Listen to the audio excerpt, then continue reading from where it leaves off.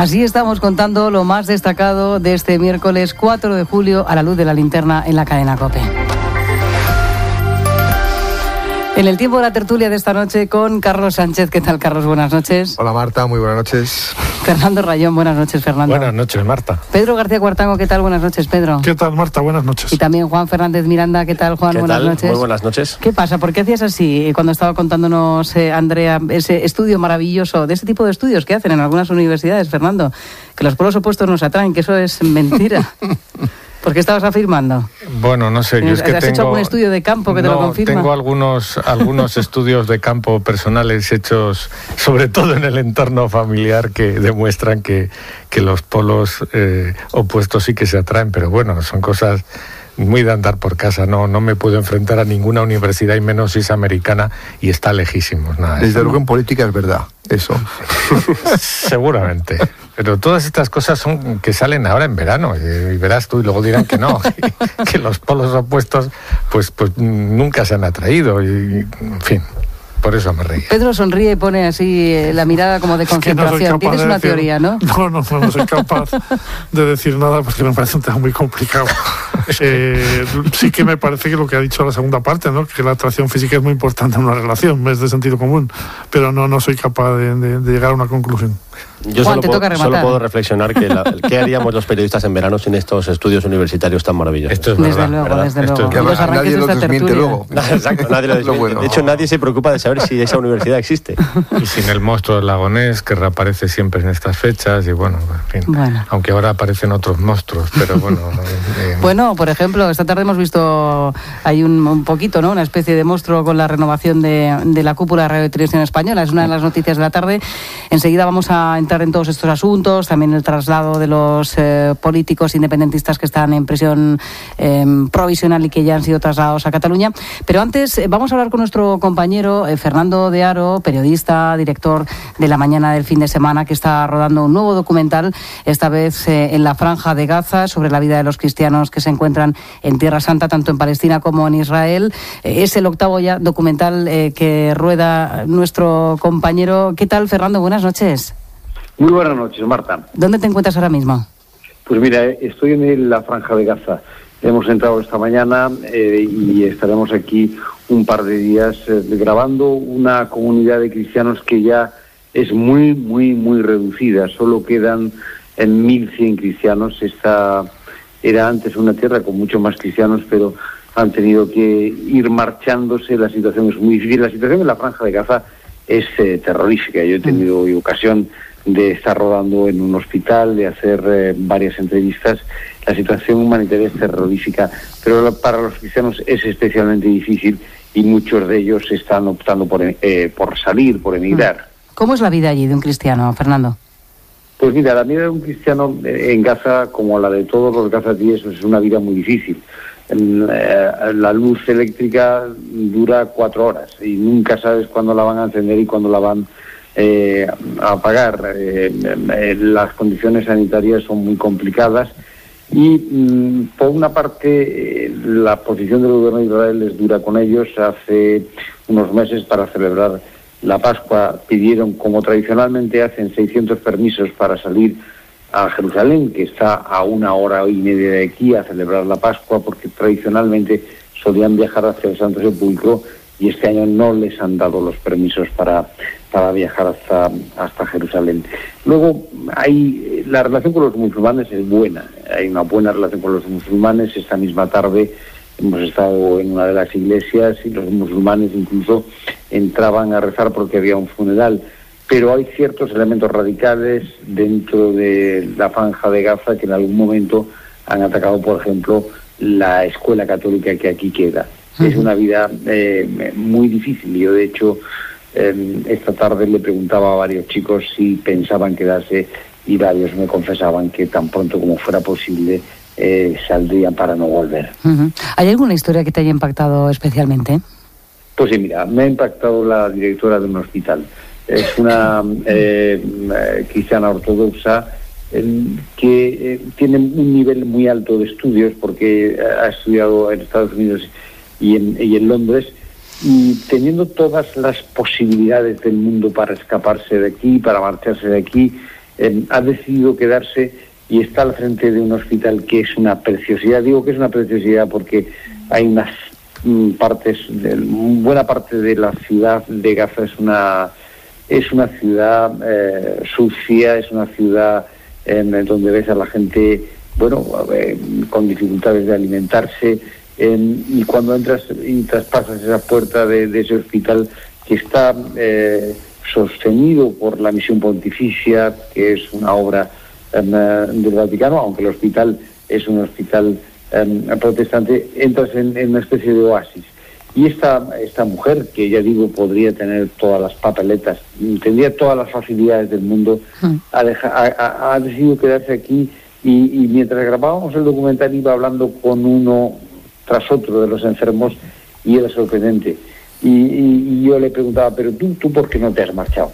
Porque yo como cristiana, mi vocación, yo he nacido aquí, yo he nacido en la Franja de Gaza, y mi vocación es servir a los demás, y mi vocación es seguir en la tierra de Jesús. Esta es la tierra de Jesús y yo no quiero marcharme. Era impresionante la labor que hace esta mujer, como esos 1000 cristianos que he dicho. Es sorprendente que siendo tan pocos mantengan en pie un par de hospitales, mantengan en pie, por ejemplo, las hermanas de la Madre Teresa, una guardería de niños con discapacidades mentales. Que he entrado en ella, no hemos podido grabar por las hermanitas de la caridad nunca te dejan grabar, y es sorprendente ver cómo en un sitio como este, en el que la vida no vale nada porque muchos no pueden comer, porque se enfrentan en la frontera muchas veces a las armas israelíes, porque jamás no atiende a su población, ver cómo estas mujeres atendían a esos niños discapacitados realmente te llenaba de alegría, de esperanza, por la luz que brilla en esas mujeres en medio de una situación tan desesperada y tan difícil como la que se vive en esta Franja de Gaza, que es una gran cárcel de 365 kilómetros cuadrados, de la que muchos de los chavales que hay aquí no han salido en su vida, no han podido salir. Yo he visto por la calle cómo nos saludaban, sorprendido de que alguien como nosotros estuviera con ellos. Muchas historias, Marta, muchas historias muy bonitas en medio de un gran sacrificio. Bueno, vas a estar hasta mañana trabajando allí, ¿verdad, Fernando? Sí, ya está hasta mañana aquí trabajando. ¿Y tienes ya nombre para el documental? ¿Cuándo lo vamos a poder ver? Mira, me lo ha dado una mujer, la directora del hospital, porque cuando le he dicho, ¿tú por qué no te marchas? Me ha dicho, cuando venga Jesús, cuando vuelva Jesús, encontrará algún cristiano en su tierra. Y he pensado, este es el nombre del documental, Cuando vuelva. Porque es posible que dentro de 15 o 20 años ya no quede ni un solo cristiano en Tierra Santa, o queden muy pocos. Cuando vuelva va a ser el título. Fernando de Haro, buen trabajo. Gracias, como siempre, por esos documentales, ¿no?, que elaboras con tanto cariño y tanta profesionalidad. Director de la mañana de fin de semana de COPE. Te seguiremos de cerca, vamos. Y bueno, nos vemos esta semana en cuanto vuelvas. Gracias, Marta. Gracias, Fernando. No sé si conocéis aquella zona, ¿habéis estado alguna vez? Fernando, no lo sé. Sí, he estado un par de veces, 3, creo, para ser exacto. Y realmente me ha sorprendido, he apuntado el nombre de los 1100 cristianos porque me parecen poquísimos, la verdad. Esto no es ni siquiera un poblado, ¿no? Yo puedo entender que no sé, que unos y otros los están echando, pero también hay que acordarse de ellos porque las circunstancias allí son... La verdad es que son bestiales, ¿eh?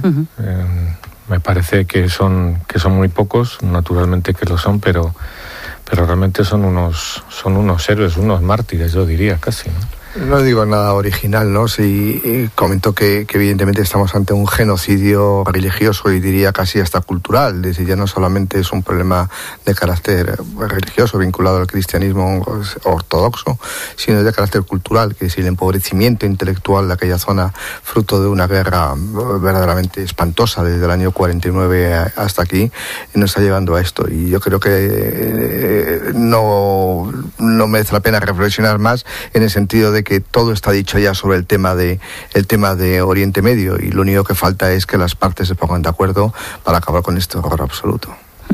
Bueno, es que se estima que el número de cristianos perseguidos en algún lugar del mundo supera los 100 millones, ¿eh? Son son palabras mayores. Estamos hablando de muchas comunidades en muchos países del mundo en los que ser cristiano es motivo de persecución, y eso yo creo que debe ser no solo contestado por nosotros, sino avalado, y este tipo de documentales como el que hace Fernando, pues está muy bien para que en esta parte del mundo lo sepamos. Yo creo que es muy importante.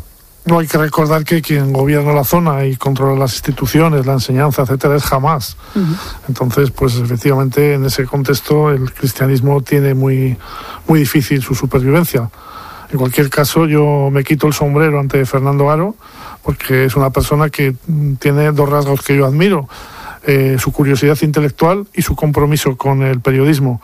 Por lo tanto, vamos a esperar a ver ese documental cuando vuelva para comprobar cuál es la situación en la Franja de Gaza. Bueno, enseguida entramos en los asuntos de la actualidad de este día. Estamos ya en la tertulia de esta noche, en el tiempo análisis de este miércoles 4 de julio, en compañía de Pedro García Cuartango, Juan Fernández Miranda, Carlos Sánchez y Fernando Rayón. Fernando, la prensa digital a esta hora, ¿por dónde va?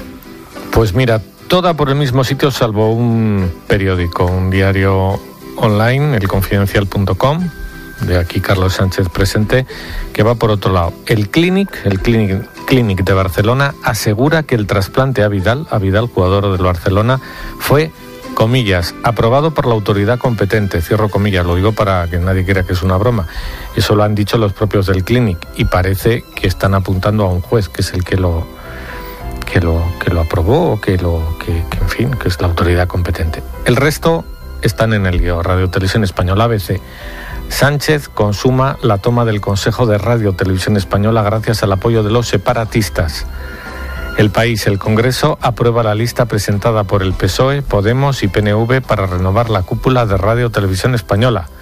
El Mundo, Esquerra Republicana y PDeCAT permiten a Pedro Sánchez renovar Radio Televisión Española tras prometerles diálogo sin cortapisas. Aquí junta ya las dos cosas, lo de Cataluña y la renovación del Consejo. La Razón, Sánchez logra renovar Radio Televisión Española gracias a Esquerra Republicana y PDeCAT a cambio de que Sánchez hable de todo con Torra. Pues lo mismo. La Vanguardia, el PSOE saca adelante su decreto sobre Radio Televisión Española con los votos de Podemos, PNV, Esquerra Republicana y PDeCAT, el periódico de Cataluña. El gobierno atrae a Esquerra Republicana y PDeCAT y logra renovar Radio Televisión Española. El Independiente.com, el bloque anti-PP de la moción, fijaros, el bloque anti-PP de la moción entrega Radio Televisión Española a PSOE y Podemos. Y el Español.com, Sánchez logra en el Congreso el apoyo de los independentistas para renovar Radio Televisión Española. A propósito de una de las noticias del día, el saludo a esta hora es para Juan Carlos Girauta, portavoz de Ciudadanos en el Congreso. ¿Qué tal, Juan Carlos? Buenas noches. ¿Qué tal? Muy buenas noches. Bueno, el Gobierno ha conseguido ya, al final, el aval del Congreso para la renovación de la cúpula de Radio Televisión Española. Ciudadanos se ausentó en la primera votación y también en la segunda. ¿Por qué no os habéis quedado por lo menos a votar que no? Bueno, porque no se vota sí o no, se votaban nombres. Y allí donde se ha votado sí o no, que es en la convalidación del decreto, sí nos hemos quedado para votar en contra de su convalidación. Pero no queríamos participar en esa imagen del mercadeo impúdico, indecente de nombres, porque ha transmitido una imagen que a mí me parece que es lamentable, y sobre todo es lamentable porque reproduce fielmente lo que supone el poder para algunos. Es decir, aquellos que decían que estaban interesados en regenerar y en que la televisión pública española fuera plural y tal, a la que han alcanzado el poder, se han dedicado a una rebatiña, además, digamos, con discusiones públicas respecto a cómo se repartían el botín y qué trozo de pastel se quedaba cada cual.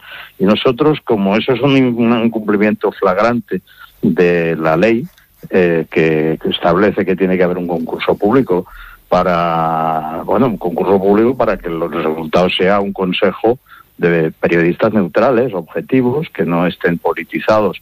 Y lo que ha sucedido es lo contrario. No queremos ni participar, ni de lejos, que no se nos relacione con ese proceso. Es que además el debate ha sido bastante tenso, ¿no? Incluso la presidenta del Congreso, Ana Pastor, ha tenido que llamar la atención a Noelia Vera, la diputada de Unidos Podemos, en algún momento del debate. Bueno, el debate ha sido tenso, yo creo, entre otras razones, porque es que hay algunos que se saben en falso. Es que, claro, somos unos cuantos partidos los que establecimos en su momento que la Radio Televisión Española tenía que cambiar de modelo y teníamos que empezar estableciendo que por concurso público se accediera a los puestos directivos, y para eso se creaba un comité de expertos, y este comité de expertos filtraba nombres de candidatos. Un concurso público, ¿no? Que para profesionales acreditados, que persigan la objetividad, la neutralidad y su servicio público. Claro, el contraste con lo que han hecho, que es repartirse un botín entre sus amigos, es tan grande que algunas de las personas que participaron en la etapa previa, en la etapa aquella en la que hicimos esa ley que ahora incumplen, yo creo que tienen que estar avergonzados. Y entonces, pues por pura vergüenza hay tensión, claro que hay tensión. Y sobre todo cuando alguien no juega a esa obscenidad y se levanta y se marcha, está poniéndoles un retrato delante, está poniéndoles un espejo para que vean lo feos que han quedado en esa escena. ¿Y qué ha pasado para que no se hayan respetado esas reglas del juego, Juan Carlos? Bueno, ha pasado que, y yo insisto, ha pasado que Sánchez y el sanchismo consisten en la patrimonialización pura del poder, en el quítate tú para ponerme yo. Eso es algo que podíamos, digamos, no teníamos por qué pensar que fuera así hasta que se le ha visto. O sea, es que ha llegado, todavía no ha explicado qué programa tiene. Lo primero que hizo fue incumplir el compromiso de que venía para convocar elecciones rápidas. Lo primero, es decir, no, yo voy a ver si agoto la legislatura. Y ha empezado a darles trozos de pastel a los suyos y a aquellos con los que tiene hipotecas. Oye, te ha puesto al frente del CIS a un señor que está en la ejecutiva de su partido. O sea, es que el organismo público que tiene que medir a su partido y compararlo con otros es de la ejecutiva de su partido. Pero es que es socialista desde el año 73. Es un aparachic. Y este va a ser el hombre que se dedique a dirigir el CIS.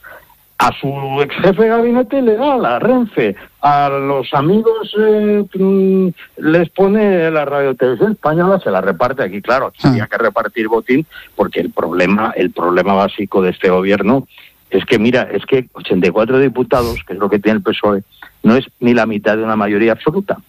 Y entonces, en todo, tiene que estar atado por las servidumbres y por las hipotecas con gente tan de fiar como Podemos, los golpistas catalanes, el PNV y hasta Bildu. Ese es el problema. Bueno, hace referencia, Juan Carlos, a ese pago de hipotecas. Es que Esquerra y el PDeCAT no han tardado ni un minuto en hacer suyo el éxito de esta renovación, porque a cambio van a poder poner sobre la mesa, en la reunión que tienen el lunes Pedro Sánchez y Torra, en la negociación, o por lo menos hablar de un referéndum de autodeterminación pactado. Es que esto es una Porque esa cosa era la condición, ¿no? Esa era la condición para dar el sí. Sí, fíjate si es escandaloso. Es que era una condición explícita. Porque dices, o sea, tú imagínate que tú te enteras de esto porque lo lees en un libro que pasó hace muchos años y que en un despacho se resolvió algo así. Hay que ver qué impudicia. Oye, no. Es que lo hacen a la vista, a la luz del día. Ayer, en la Comisión Constitucional de la que soy miembro, vino la vicepresidenta del gobierno, Carmen Calvo, sí. Carmen Calvo, y el señor Tardal, el portavoz de Esquerra Republicana, le dijo claramente que su apoyo o no a las personas del Consejo de Radio Televisión Española hoy dependía de que le aclarara si el diálogo de Sánchez con el racista Torra iba a ser un diálogo en el que se incluyera el referéndum de autodeterminación. Y la vicepresidenta del gobierno dijo, será un diálogo sin cortapisas, y él le pidió la aclaración. Le dijo, ¿qué quiere decir sin cortapisas? ¿Quiere decir que va a hablar del referéndum o no? Porque de esta respuesta depende que mañana saquen ustedes lo de Radio Televisión Española o no. Se lo dijo a las claras. Yo me escandalicé, pero es que hoy se lo ha vuelto a decir en otra comisión en cuya mesa estoy, que es la Comisión de Política Territorial, a la ministra Batet. Se lo ha vuelto a decir. Y entonces fíjate o fíjese hasta qué punto ha sido esto escandaloso, que Tardá ha quedado satisfecho con lo que la ministra Batet le ha dicho. Dice, y le ha dicho que lo consideraba una victoria política.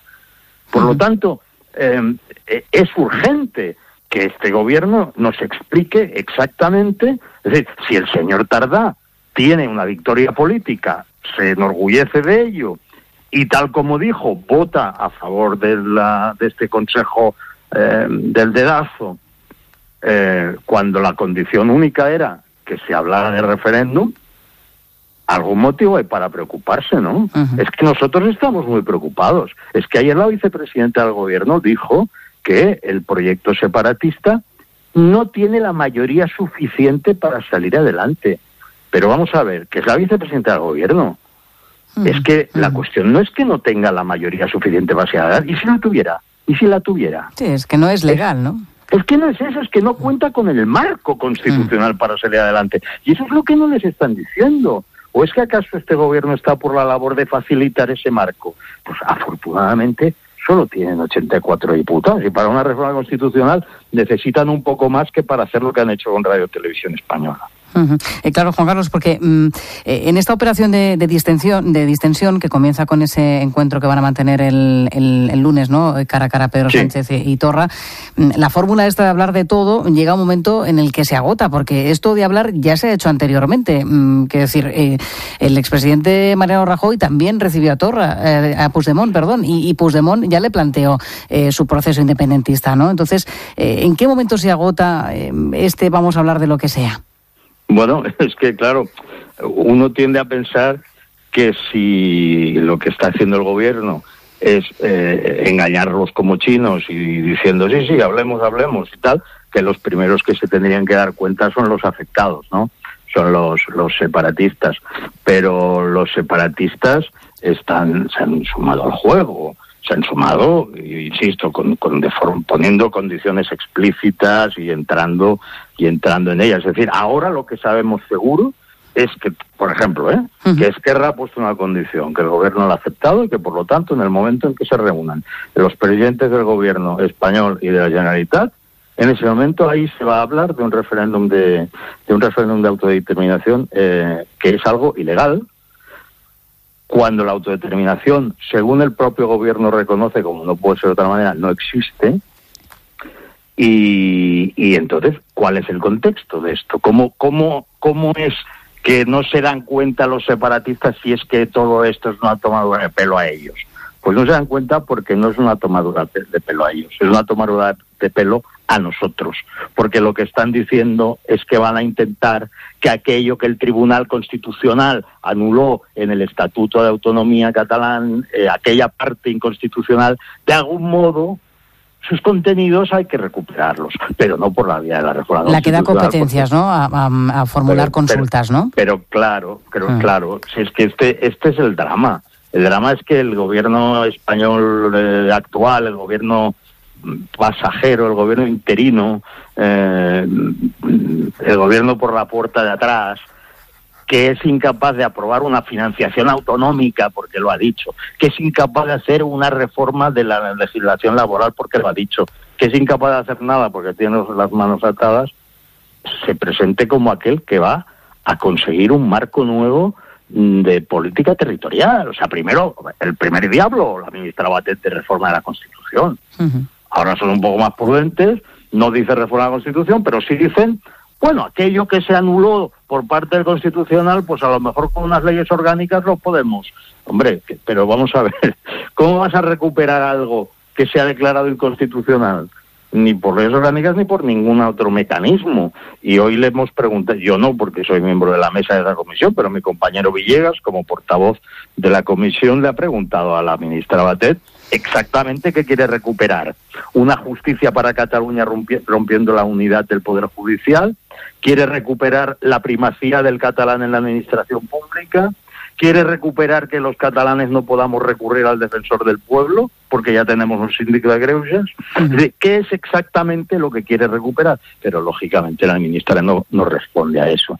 Un par de cuestiones más. Juan Carlos Girauta, portavoz de Ciudadanos en el Congreso.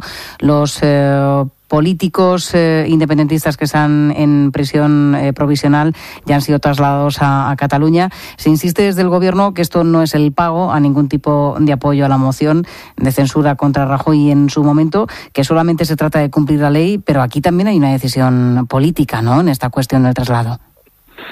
Sí, la anomalía en este caso procede del hecho de que Cataluña es la única comunidad donde las competencias penitenciarias están transferidas, es decir, la única comunidad autónoma que tiene esa competencia. Entonces, dado que este es un gobierno que no renuncia ni al 1 de octubre porque dice que eso del 1 de octubre para ellos es sagrado y que incluso quieren convertir eso en la fiesta nacional y le ponen plazas y calles al 1 de octubre. A lo mejor, por cierto, que no saben que el 1 de octubre en el franquismo también tenía más significación. Pero bueno, volviendo al tema. Un gobierno que está admitiendo sus grupos políticos a trámite en la mesa del Parlamento de Cataluña mociones de la CUP para recuperar normas que han sido anuladas por el Tribunal Constitucional, que consideran que estos presos son presos políticos. Así lo consideran y así lo dicen. Bueno, estos señores son los que van a encargarse de la tutela de los presos. Puigdemont está huido. Sí. De los presos Junqueras, Jordi Cuixart, Jordi Sánchez, etcétera, etcétera. Claro, pues esto despierta todas las alarmas, ¿no? Porque son sus compinches los que los tienen que vigilar. Porque claro, tenemos que estar muy, muy vigilantes, muy atentos, muy pendientes de lo que sucede ahí cada día, ¿no? Bueno, mañana el PP, los militantes votan para las primarias, la primera criba que se va a hacer de esos candidatos. ¿A quién ves alzándose como ganador, Juan Carlos? A ver, una porra. Bueno, pues la verdad, no, en serio, la verdad es que no lo sé, y no es porque no quiera decir ningún nombre, tampoco debería, porque es una cosa que atañe a otro partido, que sí. Yo creo que su problema más bien es un problema de que el partido está consumiéndose y está descomponiéndose por otras razones. Pero dicho esto, que es una cosa que sí puedo decir porque se refiere a un análisis evidente, las personas concretas, los nombres específicos, pues mi respeto para ellos. Hoy he podido hablar con un par de candidatos y si en una cosa coinciden es que, según dicen, este resultado está abierto, ¿no? Por lo tanto, si ellos mismos no lo ven determinado, muchísimo menos desde fuera, que no tengo ningún derecho a opinar sobre eso. Bueno, ya veremos mañana, entonces lo iremos desvelando. Juan Carlos Girauta, portavoz de Ciudadanos en el Congreso, gracias por haber estado con nosotros, como siempre, en la linterna, en este que ha sido tu programa también. Sí, señora, muchas gracias, un placer siempre. Buenas noches. Buenas noches. Bueno, ha sido una de las noticias de la tarde, la renovación de la cúpula de Radio Televisión Española, al menos por esos 6 nombres que se votaban esta tarde en el Congreso. Desde el PP se ha hablado de cacicadas, se han sumado además a esa ausencia también junto a Ciudadanos, van a impugnar incluso todo el proceso ante el Tribunal Constitucional. ¿Cómo lo veis vosotros? Porque al final todo esto era para acabar con la manipulación del PP en el ente público, pero al final hay una lista en la que no va a haber representación de partidos políticos de la derecha o centro-derecha. Sí. Pues es lamentable, ¿no? Es la reproducción mimética de la forma que ha actuado Rajoy y el PP con la radio-televisión pública. Recordar que el eje central de la intervención de Pedro Sánchez en el Parlamento, cuando se discutió la moción de censura, fue la regeneración. Él habló de un cambio de actitudes, de volver a devolver a las instituciones su dignidad, enumeró una serie de medidas, pero al final ha llegado al poder y hemos visto en la renovación de Televisión Española un comportamiento absolutamente lamentable.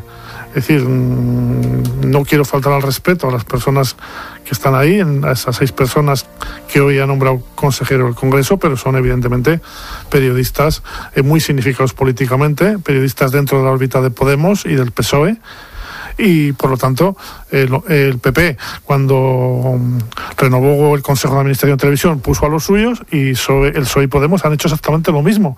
O sea, es decir, a mí personalmente me provoca pues un cierto desencanto, ¿no? Porque era evidente que Sánchez no tenía mayoría para llevar a cabo las grandes reformas que necesita este país en materia de educación, de competitividad, etcétera, pero sí podía haber dado un impulso a la regeneración democrática, y no solamente no ha hecho eso, sino que se comporta exactamente igual que se ha comportado el PP, con lo cual yo creo que es un mensaje absolutamente nefasto políticamente, porque los ciudadanos tienen derecho a pensar que todos los partidos son iguales y se comportan de la misma forma. A mí me ha producido un efecto sencillamente deplorable. A mí me ha llamado la atención cuando decía Girauta que algunos diputados socialistas con los que él negoció que la televisión pública, la radio y televisión pública se eligiera por concurso, ahora están avergonzados. Pero es que a mí me han dicho algunos diputados socialistas que negociaron el 155 que están avergonzados. Y lo mismo con el acercamiento de los políticos presos y de los presos etarras.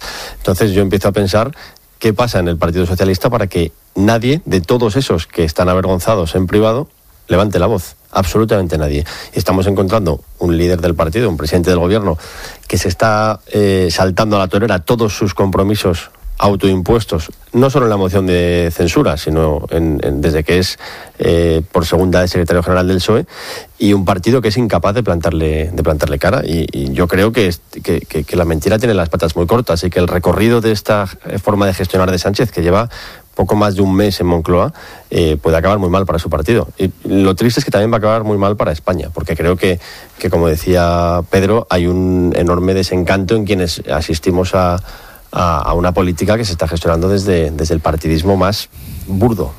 Sí, yo coincido con vuestra opinión. Además, yo pondría el énfasis en que se hace un flaco favor a la televisión pública con este acuerdo, más allá de los partidos políticos, que evidentemente es una gran cacicada.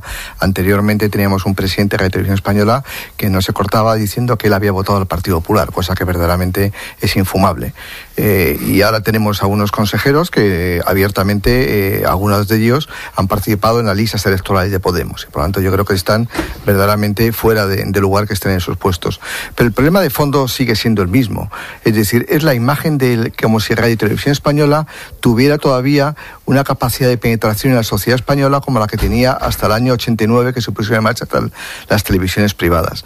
Merece la pena recordar que es que Televisión Española tiene ahora el 10% de cuota de pantalla. Es decir, por lo tanto, el que haya no sé cuántos plenos en verano, en el mes de julio, cuando hay tantos problemas en la sociedad española, problemas de empleo, problemas industriales, problemas de nuestro sistema educativo, en la que solamente se reúnan para hablar de quiénes son los consejeros de Radio y Televisión Española, dice muy poco en favor de nuestro sistema parlamentario. Entre otras cosas, porque el problema de Radio y Televisión Española no son los consejeros o el presidente, el problema es el modelo de Radio y Televisión pública. Y ahí no hay ningún acuerdo todavía. Es decir, desgraciadamente todos los partidos... ¿Pero el modelo te refieres a la sostenibilidad? El modelo...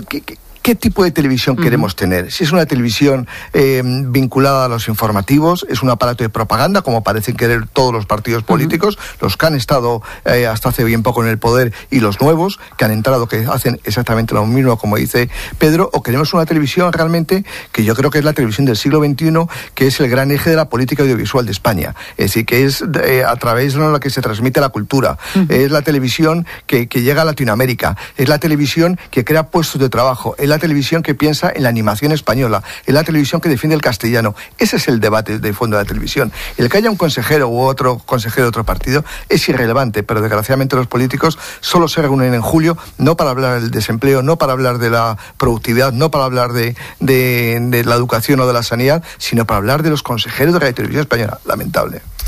Yo creo que tenéis mucha razón en lo que habéis dicho. De todas formas, yo creo que hay una palabra que define muy bien lo que ha ocurrido con este nombramiento, y es obscenidad. Es decir, durante un fin de semana el PSOE Podemos con el PNV, porque le han dado un consejero, han pactado pues una renovación obscena del Consejo de Radio y Televisión Española, y también es obsceno que Esquerra Republicana se haya sumado en el último momento poniendo como condición determinadas cuestiones que afectan al diálogo en Cataluña. Es decir, y lo dicen abiertamente, y solo dicen que le van a apoyar en comisiones, como ha recordado muy bien Juan Carlos Girauta, si de alguna forma les confirman en ese diálogo y en esa posibilidad de negociar un referéndum que sería a todas luces ilegal en Cataluña.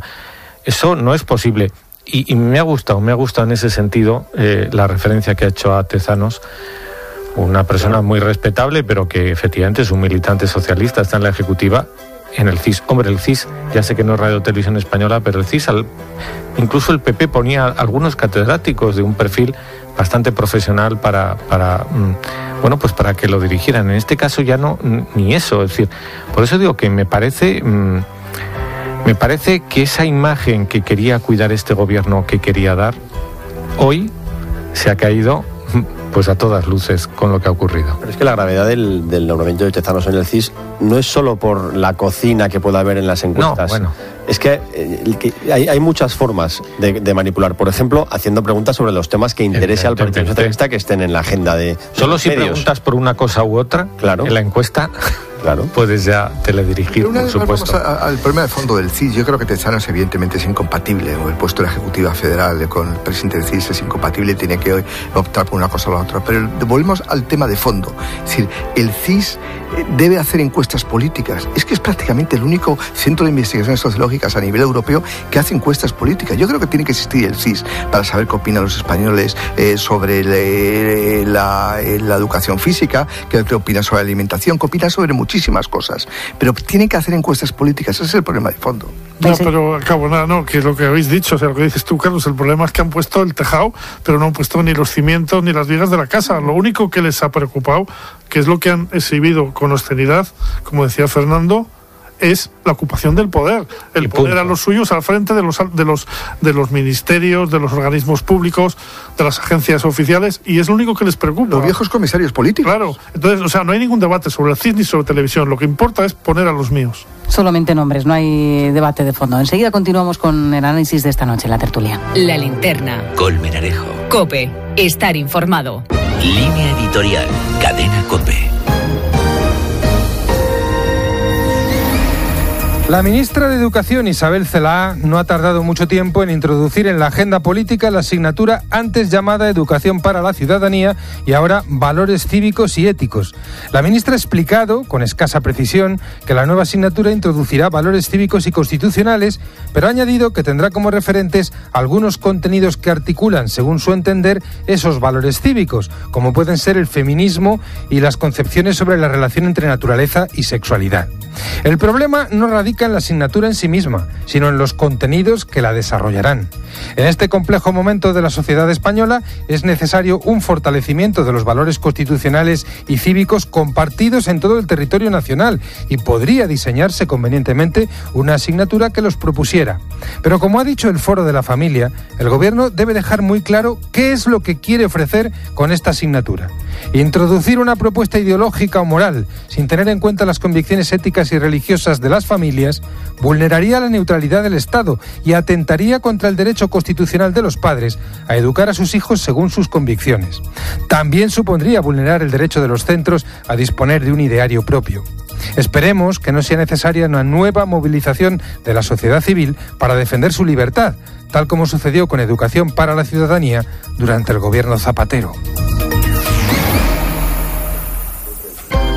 Le queda media hora esta linterna de miércoles 4 de julio que estamos pasando en compañía de Juan Fernández Miranda, Pedro García Cuartango, Carlos Sánchez y Fernando Rayón, que enseguida va a empezar a contar la prensa de mañana. Antes de todo eso, ¿de dónde venimos, dónde estamos y a dónde vamos, Alicia García? Venimos contando la votación en el Congreso que ha dado luz verde a la renovación de la cúpula de Radio Televisión Española. El PSOE ha sacado adelante su propuesta con los apoyos de Podemos, del PNV, de Esquerra y del PDeCAT. Los nacionalistas catalanes, a cambio de la promesa del Gobierno de un diálogo sin condiciones sobre el futuro de Cataluña. En el Pleno se ha ausentado Ciudadanos. En esta linterna, su portavoz, Juan Carlos Girauta, ha asegurado que no querían estar presentes en las hipotecas que está pagando Pedro Sánchez. Y claro, hay que repartir botín, porque el problema básico de este gobierno es que 84 diputados no es ni la mitad de una mayoría absoluta. Y entonces, en todo, tiene que estar atado por las servidumbres y por las hipotecas con gente tan de fiar como Podemos, los golpistas catalanes, el PNV y hasta Bildu. Durante esta linterna hemos conocido que la ministra de Política Territorial, Meritxell Batet, ha hablado por teléfono en las últimas horas con Elsa Artadi, la portavoz del gobierno catalán. Han coincidido en la necesidad de diálogo. Llamada tras el traslado a Cataluña de 6 de los políticos encarcelados por el desafío independentista, entre ellos Junqueras, van a permanecer en las prisiones de Lledoners y en Figueras, donde esta tarde se han producido concentraciones de bienvenida a las que han asistido miembros del gobierno catalán, con Quim Torra a la cabeza. Venimos contando también las últimas horas de la carrera a la presidencia del Partido Popular. Los 6 candidatos han cerrado la campaña en distintas ciudades. Soraya Sáenz de Santamaría, por ejemplo, ha elegido Valladolid, donde ha estado acompañada por Fátima Báñez, con quien hemos hablado en la reunión del equipo económico de esta linterna. La exministra de Empleo ha criticado que los socialistas quieran echar abajo una reforma laboral que ha funcionado, incidiendo en la intención del gobierno de derogar el contrato de apoyo a emprendedores, una de las medidas estrellas de su reforma. Si el gobierno lo quiere cambiar, significaría darle un hachazo a las pequeñas y medianas empresas y los autónomos en este país, que son los que están utilizando mayoritariamente ese contrato, y creo que ha sido bueno para casi 1 millón de personas, lo cual es una cifra que merece la pena considerar antes de tomar cualquier decisión rápida. Vamos a un jueves en el que uno de los miembros de la manada, el guardia civil, tendrá que declarar ante los magistrados de la Audiencia de Navarra tras intentar renovar el pasaporte la semana pasada. COPE en Pamplona, Maite Moro. La Audiencia de Navarra ha convocado para mañana a las 2 de la tarde la vista solicitada por la Fiscalía para analizar el supuesto incumplimiento por parte de Antonio Manuel Guerrero, el guardia civil de la manada, de las medidas cautelares impuestas por el tribunal que decretó su libertad provisional hace casi 2 semanas. La Fiscalía va a solicitar su ingreso en prisión ante el riesgo de fuga, después de que el miembro de la manada intentara renovar su pasaporte la semana pasada, pese a tener prohibido abandonar territorio español. Fue la Policía Nacional quien informó en su cuenta de Twitter de que Antonio Manuel Guerrero había intentado obtener su pasaporte. Ni el acusado ni su abogado vendrán mañana a Pamplona. Seguirán la vista desde los juzgados de Sevilla por videoconferencia. Y vamos hacia un día en el que se hará efectiva la ampliación del permiso de paternidad. Los padres de los bebés que nazcan a partir de las 12 de esta noche disfrutarán de 5 semanas gracias a la entrada en vigor de los nuevos presupuestos. Y los oyentes en esta noche, Andrea Carrasco, ¿qué nos han contado? Pues los oyentes comentan sobre si los enfrentamientos entre secesionistas y quienes quitan símbolos independentistas de los espacios públicos puede provocar nuevas tensiones en Cataluña. Carmelo cree que sí, Santi dice que hay que preguntarse si esa posibilidad preocupa al gobierno de Sánchez, y otro oyente piensa que esto solo acaba de empezar. En Facebook, María dice que los enfrentamientos son fruto de la inacción de los políticos, y Blanca considera que hay que hacer algo ya para parar el conflicto, porque si no irá peor. Recta final de la tertulia de este miércoles 4 de julio. Fernando, ya tienes, la prensa te va llegando, ¿no? Ya tienes bastante portadas. Sí, yo creo que están ya casi todas. ¿Y coinciden o no? Pues sí. Hay mucha radiotelevisión española, hay muchas cárceles en Cataluña y bueno, y alguna cosa más que se deriva de una cosa y de otra. Pero pues vamos, empieza por donde quieras. Pues mira, la portada ABC se ve el pirulí. El pirulí, para las personas que no sean de Madrid, es esa torre de transmisiones que tiene Radio Televisión Española al final de la calle O'Donnell. Y bueno, a mí me parecía que estaba ardiendo, pero no está ardiendo. Creo que es una nube. A mí también me ha parecido. Me parece el coloso en llamas. Sí, pero no es el efecto de las nubes. No arde. A ver, no arde. Simplemente ha sido tomada. No arde, pero efectivamente, como dice Juan, en la parte más alta de esa torre está la bandera independentista catalana, una icurriña. Aparece el corazón, el símbolo de Podemos, y en la parte baja, más grande, también metido como en una de las parabólicas que rodean a toda la torre, pues aparece la rosa y el puño del PSOE. Titular: Sánchez consuma la toma de Radio Televisión Española con los golpistas. Ni el PP, 134 diputados, ni Ciudadanos, 32, tendrán consejeros en el ente público en manos de Esquerra Republicana, PDeCAT, PNV y Podemos, por decreto, tras prometer el gobierno a los independentistas diálogo sin cortapisas. Tiene un titular el periódico de Cataluña bien tirado, yo creo. Dice: la mayoría del cambio toma el mando de Radio Televisión Española. Sí. Sánchez logra el apoyo de Esquerra y el PDeCAT, claro. El bloque que desbancó a Rajoy renueva la cúpula del ente con el rechazo de PP y Ciudadanos. El mundo... Me pregunto cuál es el cambio. No, bueno, la mayoría del cambio, los que decían que iban a cambiar. Pero la mayoría del cambio... Cambio de rostros, pero no de fondo, ¿no? Claro, porque el dedazo ha sido monumental. El Mundo, que lo junta todo en la portada, dice: Sánchez pisa líneas rojas para apuntalar su débil mayoría. Torra le arranca a abrir el diálogo sobre la autodeterminación en Moncloa, aunque la rechazará. Prepara un amplio paquete de inversiones y retirará recursos contra leyes de la Generalitat. El PSOE y Podemos toman el control de Radio Televisión Española y marginan al PP y Ciudadanos. Y la fotografía de portada del Mundo, leo el pie de foto: recibidos con honores en la cárcel. Los cabecillas del procés llegaron ayer a las cárceles catalanas, donde empezaron a disfrutar de privilegios concedidos por los servicios penitenciarios de la Generalitat, como el uso individual de celdas dobles. En la imagen, el presidente de la Generalitat, Quim Torra, y el director general del Serveis Penitenciaris, Armand Calderó, abandonan la cárcel de Lledoners tras visitar a los políticos allí encarcelados. Lo llamativo de esta foto es que Armand Calderó, el responsable de los servicios penitenciarios, lleva un lazo amarillo en la solapa, ¿no? Con lo cual, pues todo queda dicho, ¿no? Hay también titulares en La Razón. Esquerra Republicana, que ese ha sido el voto final, permite renovar Radio Televisión Española tras la promesa de dialogar sobre el referéndum.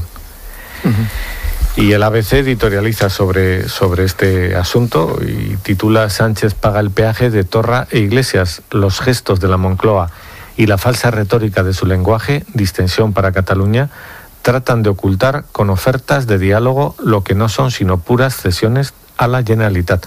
Por cierto, que el segundo editorial de ABC es para un tema que hemos hablado. Se titula: El CIS bajo control del PSOE. Y leo solo un párrafo: el nombramiento de José Félix Tezanos como director del Centro de Investigaciones Sociológicas CIS es la confirmación de que el gobierno trata a los organismos públicos como un patrimonio del PSOE. Tezanos es secretario de Estudios y Programas del PSOE, por tanto, miembro de su ejecutiva. Fíjate, yo sí insisto con la idea que comentábamos antes de la pausa. Es decir, leyendo los periódicos que hacía Fernando Rayón ahora, es decir, si viniera cualquier ciudadano europeo a España y diría: hombre, hay un nuevo gobierno, el 1 de junio tomó posesión un nuevo presidente del gobierno y atacará los problemas de fondo del país. Bueno, resulta que es que lo más prioritario de este gobierno es cambiar los consejeros y al presidente de Radio Televisión Española. Es decir, ¿en qué país vivimos? Pero no es delirante todo esto. Absolutamente. No, porque él ha venido a ganar las elecciones y va a hacer todo esto. Pero si tiene el 10% de cuota de pantalla, Radio Televisión Española. Bueno, pero él creerá que puede eso ayudarle mucho, no sé qué hará, en fin. Bueno, es una cuestión de imagen también, ¿no? Porque es como, hemos acabado con la manipulación del PP. Habrá que ver cuántos... Es la estrategia de Podemos, que es lo que ellos querían desde siempre. Pablo Iglesias contra los medios de comunicación públicos. Nunca lo ocultó. Habrá que ver cuántas muescas o cuántos pelos se deja en la gatera el amigo Sánchez, el presidente del gobierno, tomando este tipo de decisiones. Porque es verdad que tendrá el 10% de cuota de pantalla controlada, pero la gran mayoría de la ciudadanía debe estar estupefacta ante esta forma de actuar, ante este desprecio, no solo al fondo, también a las formas de la democracia, que son igualmente importantes. Pero no es más importante la ley de educación, por ejemplo, o resolver los problemas de la sanidad. Por supuesto, Carlos, el problema es que no tiene mayoría, que como tú has dicho, con 84 diputados, él no va a poder abordar esas grandes reformas. Yo creo que lo más grave para Sánchez de este mes es que ha perdido la credibilidad, y la credibilidad es un capital muy importante en un político, y antes lo estábamos hablando. Es que esto ya se ha acabado, la gente ya no traga con ruedas de molino, la gente ya no se cree lo que le diga la autoridad competente. Por lo tanto, o sea, el gobierno ha dejado muchos pelos en la gatera. Sánchez ha perdido una buena parte de su credibilidad con estas decisiones, y eso va a tener para él a medio plazo un coste altísimo, porque cuando haya elecciones, ¿quién va a querer sus promesas? O sea, la persona que ha dicho en la moción de censura que iba a convocar elecciones inmediatamente y que una semana después dice que no, que va a agotar la legislatura, ¿quién va a querer sus promesas a partir de ahora? Bueno, pero entonces es una pregunta que se puede hacer en muchas situaciones políticas, Pedro. Al final la gente, si eres adepto a un partido, pues tiras, te olvidas. Bueno, pero el ciudadano no es tonto. El ciudadano no es tonto. Y en España hay un nivel de cualificación elevado. Pero yo estoy de acuerdo, la gente sabe. Es verdad que hay personas que votarán al partido hasta el fin de sus días, pase lo que pase, a uno, a otro o a los nuevos. Eso es igual. Pero es verdad que lo que está haciendo el señor Sánchez es en un mes, es que es muy importante, ha pasado un mes y se ha dado la vuelta como un calcetín en cuestiones esenciales. En cuestiones esenciales desde el punto de vista de la convivencia en España, no importantes en el sentido de las reformas que tiene que emprender un presidente del gobierno como las que citaba Carlos antes. Fíjate, yo estoy muy de acuerdo, Pedro, en que con 84 diputados pocas cosas se pueden hacer cuando falta media legislatura, que queda muy poco tiempo y teniendo en cuenta el horizonte electoral que hay. Dentro de pocos meses las elecciones andaluzas, luego las de autonómicas, locales y europeas y posteriormente las generales. Evidentemente se puede hacer muy poco, pero un presidente de gobierno lo que tiene que marcar sus prioridades, tiene que marcar la tendencia. ¿Qué es lo que me preocupa a mí como presidente de gobierno? Que luego no lo puedo sacar porque tengo una minoría en el Parlamento, pues no lo saco. Pero le tienes que recuperar la credibilidad de la política. Es lo que tú decías ahora mismo. Es decir, ahí ese es el margen de maniobra que tiene Pedro Sánchez. Pues con los consejeros que ha propuesto el PSOE y Podemos no ayudan a la credibilidad. ¿Ya verás el director de informativos el que salga de ahí? Bueno, pues yo te digo lo que hay de momento. Es decir, estoy viendo gente que está muy vinculada a estos dos partidos políticos y volver a caer en lo mismo, pues está muy mal. Muy mal. Estoy totalmente de acuerdo con lo que decís. Es que lo más grave de Sánchez es que no ha explicado cuál es su proyecto. Lo que dices tú, Carlos. Vamos a ver. Este es mi sistema fiscal. Yo quiero esta reforma de la educación. Esta va a ser mi política de competitividad. O sea, como dices tú, los grandes temas de Estado mantienen un absoluto silencio. Que luego no lo puedes sacar adelante porque no tienes mayoría suficiente en el Parlamento, pues no lo sacas adelante. Es que ha pasado... Pero bueno, gana credibilidad la política. Ha pasado un mes y todavía el señor Sánchez no ha dado ni una rueda de prensa en suelo español. Las que ha dado han sido fuera y porque le obligan en el Consejo Europeo y demás. Y en las reuniones bilaterales con presidentes de otros países. En España no ha dado ni una sola rueda de prensa para explicar en qué consiste su gobierno, qué quiere hacer. Y va un mes. Se quejaban del plasma. Y se quejaban del plasma. Bueno, a lo mejor tiene la vista puesta dentro de 2 años, ¿no? En esas elecciones y... Por supuesto que tiene la vista puesta en esas elecciones. Ahora, Si desde un punto de vista electoral y partidista, todo lo que está haciendo Sánchez tiene sentido. El problema es que mientras él toma decisiones para apuntalar la mayoría suficiente para poder adoptar decisiones, aunque sea por decreto, y ahí están los socios con los que llegó a Moncloa, le está propiciando un desgaste enorme y está demostrando que sus principios son como los de Groucho Marx. Pero vamos a ver, yo creo, Marta, que es legítimo que él quiera ganar las elecciones. Me parece sí, pero tendrá que hacer algo durante 2 años. No, pero claro, esa legitimidad, él además creo que sería muy útil que si quiere ganar las elecciones explique las cosas que hace y por qué las hace. O las cosas que querría hacer pero que no puede hacer. Porque así la gente podrá decir, claro. Pues mira, a mí esto que dice este señor, pues me va. O no me va, o no lo puedo hacer. Pero tiene que explicarlo. Es decir, lo que estamos criticando, creo yo, de este primer mes, es que nos vamos enterando de cosas, pues como con píldoras, y claro, efectivamente por cosas que se dicen en ruedas de prensa en el extranjero. Hombre, pues creo que no es el sistema, es simplemente eso. Claro, pero al final el nexo común de todas las decisiones que se han tomado es que Esquerra, el PDeCAT y el PNV estén contentos. Con los que supuestamente no ha habido ningún pacto, ningún acuerdo. Bueno, pues para no haber ningún pacto, ningún acuerdo, están sacando bastante tajada, ¿verdad? Uh-huh. Porque si alguien está contento en la España de hoy, son el PNV, el PDeCAT y Esquerra Republicana. Bueno, porque están decidiendo. No claro. Solo decidieron en la moción de censura, sino que están decidiendo en cosas tan sorprendentes como el Consejo de Radio y Televisión Española, es la realidad. Bueno, pues sí. Simplemente porque se están inspirando en TV3. No lo había pensado, pero hay una diferencia. Eso lo controla muy bien. Hay una diferencia. En TV3 hay un consejero del PP y ninguno de Ciudadanos. Bueno, uno más que en Radio y Televisión Española. Bueno. Hay tanto en el periódico como... Pero perdona, pero fíjate qué deformación todo. Es decir, hay uno del PP en los consejos de administración de las televisiones públicas. ¿Por qué no hay profesionales? Estamos siempre porque no quieren. Porque no quieren ninguno. Los políticos, ¿no? No quieren, claro que no quieren mangonear ahí. No vaya a ser que los profesionales me la líen aquí. Pues claro. Sí, claro. Vengan con su criterio, claro. ¿no? Hombre, Pues claro, el criterio profesional, para eso somos profesionales.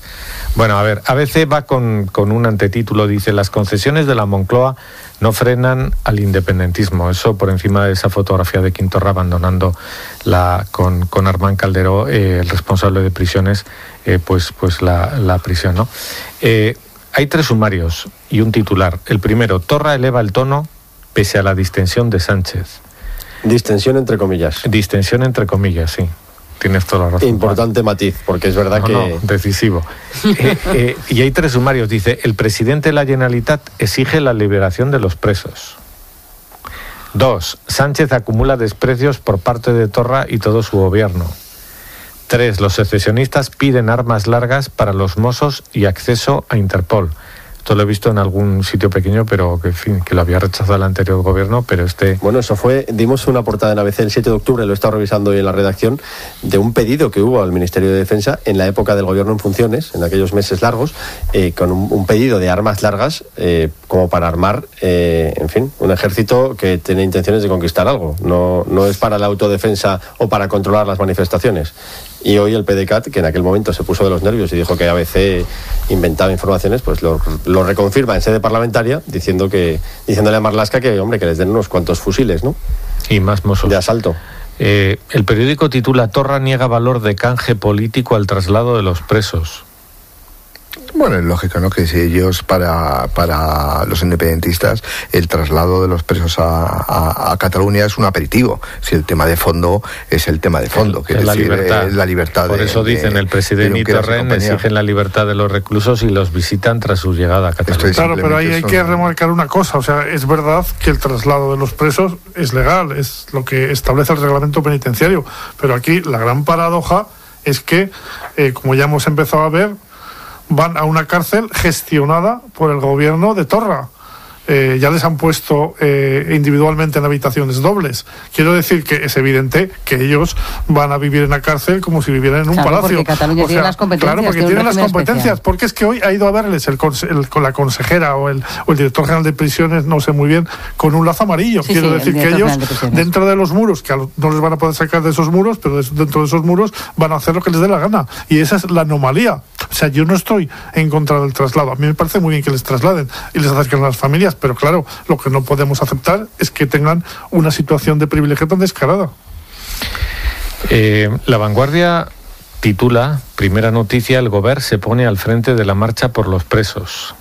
Bueno, esto era... Y destaca mucho también que Esquerra Republicana y el PDeCAT permiten renovar Radio Televisión Española. Esa va a ser la prueba del algodón del pacto entre el Partido Socialista y los independentistas. Es decir, evidentemente cuando llegue el juicio, ahí es donde se la está jugando en la posibilidad de esa distensión que decía antes Juan, entre comillas. Es decir, ellos no van a aceptar ninguna hipótesis que no pase por la libertad de los presos. Y a eso es un tema que se le escapa al propio Sánchez. Claro. Por lo tanto, yo creo que el error que está cometiendo el presidente del gobierno es no tener una estrategia global de los constitucionalistas sobre Cataluña, y ahí se enmarcará el problema de los presos, pero desde luego plantearlo de manera bilateral, PSOE con los independentistas, creo que es un suicidio para todas las partes. Es un suicidio político para Sánchez. O sea, vamos a ver, es que esto tiene un recorrido de 2, 3, 4 meses, pero al final va a tener que ir a un choque, porque es que las posiciones son totalmente, como dices tú, opuestas. Claro. O sea, unos quieren la libertad sin condiciones y que no haya ningún tipo de juicio,